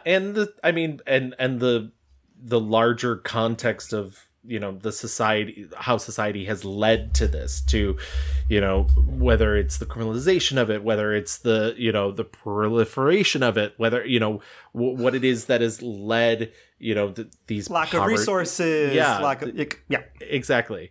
And I think, this is a movie, it's both this small story about people, and they feel real, but it's also this movie about larger issues. And it's funny because, like you said, that there's a lot of movies earlier in his career that tried to tackle these larger issues that don't do it as well. And I think this movie finds that balance in a way that, he feels real and you feel for him. But I also think there is an unrelatable component to him. He's not the everyman in this movie.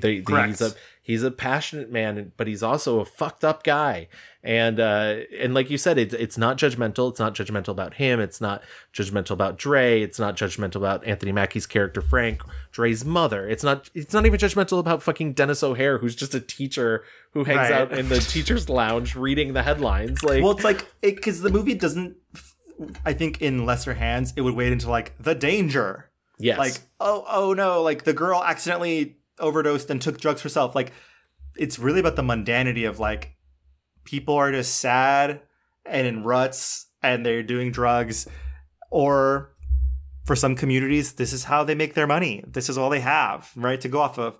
And the mundanity of the everyday of like, yeah, we sell drugs, you're doing them, next. It's not fucking warfare and guns on the street and violence. It's just this, it's actually fucking boring. And it's actually just this passionate teacher who wants his kids to like learn about the man and the atrocities of the government and how fucked up it is. And he's coping. They're all just coping. It's a great movie. It's absolutely a great movie. Was there anything else that you saw that you particularly liked? I kind of already spoiled my other ones, but no, I mean, like, I think Blue Valentine, absolutely. I think The Nice Guys should be up there. The Nice Guys, absolutely. Yeah, and then like First Man, I will say, like, take it or leave it. First Man is the better of the Damien Chazelle joints, but like La La Land, I think is beautiful. So yeah, you just like your City of Stars, whatever. Okay, drag me. I would also throw in, just because I do truly love it, Blade Runner 2049. It's like the movies that like I'm like obsessed with, like The Notebook, Crazy Stupid Love. You're like boring, fucking awful movies. I think they are fun. I think he looks great in them. Bitch, the way he wears a suit out in Crazy Stupid Love. Yeah, no, I mean, I agree. And I mean, we don't often get male versions of beautiful gowns movies, but like, God. Yes, 100%. And I don't think Crazy Stupid Love is worthless. I just think it's very dumb. But I do I laugh at a lot of the scenes? Absolutely. Do I think what Marissa Tomei is doing in that movie is fucking amazing? Yeah. Yes. Absolutely. But Julianne Moore, I just get your paychecks elsewhere. I went to go see Twilight by myself. It was so bad. Queen. But yeah, all right. Before we move into our fast forward, why don't we do our mixed reviews review? My 1-star review was 2013's Gangsta Squad, which was also my 1-star review because it deserves it. It does deserve it. My 5-star review, it still isn't over. It's 2004's The Notebook. And my 5-star review was 2006's Half Nelson. All right, let's get into that fast forward.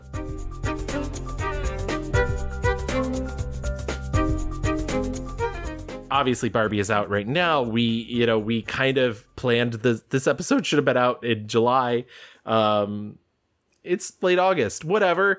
Who cares? Barbie was still topping the box office until this week anyways. Yeah. And how did you feel about Barbie? I liked it. I don't think it's like revelatory. I think some people are talking about it like it's, the best things in sliced bread. I do think it's incredibly funny. And I mean, it's very much a commercial. Number one, it is a commercial. Let us not forget that we are being sold shit at every fucking possible moment in America. Every moment of that movie. I'm very scared that we are one day going to get the Mr. Clean movie, the Applebee's movie, the Tony the Tiger movie. We're edging ever so close to it. I do think, so let us just start with that. I enjoyed the movie. It is a great romp. Yes. Let me list the ways that I feel complicated. Number one, it's a commercial. Number two, if we took out Will Ferrell and the entire Mattel executives, would the movie change? No, we don't need them. Let's get those girlies out of here. I hate being this person, and let me just preface by saying, I am a man. I cannot fully, understand all the complexities and emotions that I know women were feeling when America Ferrera gave that excellent monologue. Yeah. I went with a woman who was it was a bit much. So I think for me, the more I think about it, Ken had the more interesting story arc. He changes more. Yes. I love the idea of we don't have enough stories where this is awful because it's men, but we don't have enough stories where men are seduced by patriarchy and then find out the horrors, limitations. I think it's very important to show men, when Barbie sits him down and says, you don't have to be about me. Your whole life doesn't have to be about me. You can do anything you want the same way that I can. And baby, that's feminism. Yes. And I was to be able to see the change of all the Kens get to realize they are their own people. They can do whatever they want. Whereas with Barbie, and I welcome the discourse, Barbie changes, stereotypical Barbie changes. She goes off and does the thing. But the rest of the Barbies stay, and nothing happens for them. They return to their status quo. And for me at least, I would have loved if Barbie could have brought that Birkenstock complicated energy of you know what, some days you are going to wake up and it's not going to be perfect, but it's still okay. Yeah, I do think it's funny that the one lesson they kind of learn for Weird Barbie is not to call her names. I also do think Greta Gerwig fell a little bit into Wikipedia movie. I don't think we needed the whole rundown of who the creator of Barbie was. It's she found out that she had these 2 fun facts and she keeps repeating them. That's just those are my little things, but I do think it's a beautiful movie. I think Margot Robbie is a fucking star. I was just so taken by her entire performance. Obviously, the musical number with fucking Ryan Gosling is incredible. He is also a star. The star wattage of this movie is undeniable. And I think he comes damn near close to stealing the entire movie out from under Barbie herself. So yeah, that's my Barbie hot take. I don't disagree with anything you said. I'll be perfectly honest. And I agree. I don't have any experience of being a woman. Nor will I probably ever have any experience of being a woman, but I agree. It does. Yeah. I mean, I think because we are being sold a product, it sort of behooves them not to shake up the status quo too much. But I do agree it is very upsetting to find out patriarchy has not as much to do with horses as we thought it did. Hate that. Love horses. We do love horses. He has another movie coming out, I think, later this year, The Fall Guy. Yeah. With Emily Blunt, who Live, Laugh, Love diva. Yes. I don't know what that movie's going to be like. I don't know what the tone is even. I think it's an action movie. Right. A love letter to action movies of some sort. Winston Duke is in it. I love him. Love him. Stephanie Hsu is in it. Love her. Aaron Taylor Johnson's in it. Other people. Okay. I don't love Aaron Taylor Johnson. I don't know. I never. He's a hot. Is he? I don't even think he's that good of an actor. Whatever. Say that. But yeah, I mean, obviously, Ryan Gosling is working. He's a working gal. He, as you mentioned before, he's only going to be doing one movie a year. I think that's fine. I'm like, it was funny rewatching Ides of March, because once again, like, not my favorite movie, but I was like, oh, is he like, at some point, is he going to move into like the George Clooney position where correct? It's not really about characters anymore. It's just being Ryan Gosling, and it's about being a movie star. Yeah, and I do wonder if that's gonna happen sooner than we think. I think I'm curious if like Ken's gonna be like our last character we get out of him. Interesting. Yeah, I don't know, and I guess we have to. I imagine the Fall Guy will be kind of in the same vein as the Gray Man. Yeah. Right? That's what I feel like, especially because it's David Leitch, who did like Deadpool and like... Sure. So like, I will say... I have a lot of faith in it. If he's got more first mans in him, like doing biopic stuff, I think it will be interesting to see, will there ever be another indie movie in Ryan Gosling? Will be interesting to see. But I will say, I think the Song and Dance Man is my preferred mode of him. I would love for him to do another musical, and one that has songs I like. He's just a very physical actor. I think all of his little ticks and motions and like frenetic energy in Barbie was so good and so funny. He has a very he's a very good command of his body, and he knows what he's doing at all times. And I, because he's got this like kind of broody mysteriousness behind the eyes, he's just such a compelling actor. So I hope that there are maybe more Blue Valentines left in him. It's funny because I kind of do see him as like this contemporary to Michelle Williams, who does huge movies, does these small movies, and is so good. And can lock an Academy Award nomination for doing like 14 seconds in Manchester by the Sea. So like, honey, try and clock it. You fucking can't. Not a soul can clock. It's funny. On part of our road trip to Canada, we stopped at the place where the scene where Michelle Williams catches Heath Ledger and Jake Gyllenhaal making out in Brokeback Mountain. We went to that location, which is a real apartment, and a guy came out and was like, would you like to look around? And we were like, no thanks, like, because it felt like a Republican trap. He said, oh, you here for that gay movie? Yeah, exactly. I was just thinking like how amazing she is in that scene, and she doesn't have any lines.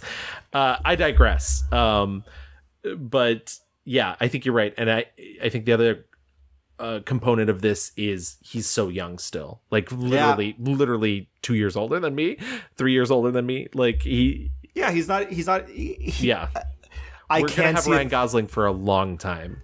I can see a future where he does step into that George Clooney position, but like, I don't think that's for a while. He's still fucking doing full musical numbers, babe. Like, I as long as he doesn't revert back to like the Only God Forgives.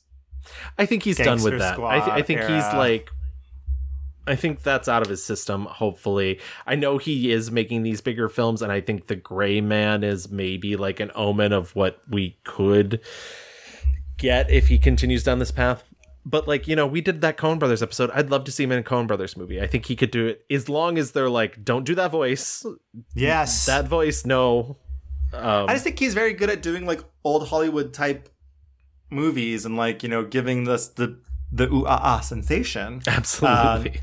So hopefully, you know, there's a mix of that. There are some still like smaller performances left in him, because I just think he's so magnetic. Yeah, so magnetic. Is there one woman that he shares a screen with where you're like, no? Oh no, and I think that's his true superpower. Like, yeah, like Kristen Dunst, Emma Stone 3 times, Eva Mendes, who he married, Michelle Williams. Like, it's just Rachel McAdams. Hello, like it's just honey. He don't miss.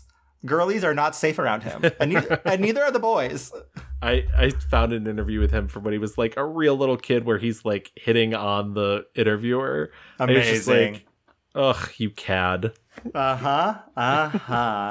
So what are you going to do when these girls come screaming and running up to you and asking you for your autograph? Take them out. Anyone wants to go out with me can come out with me. I'm not picky. Come on, listen, I don't know why we got to play this game, you know? Let's just get married. You want to? But I think that perfectly wraps up Ryan Gosling. We've certainly talked enough, so we're going to cut it off there. But if you want to talk to us, you can always find us on Twitter, while it's still there and not burning to the ground, at The Mixed Reviews.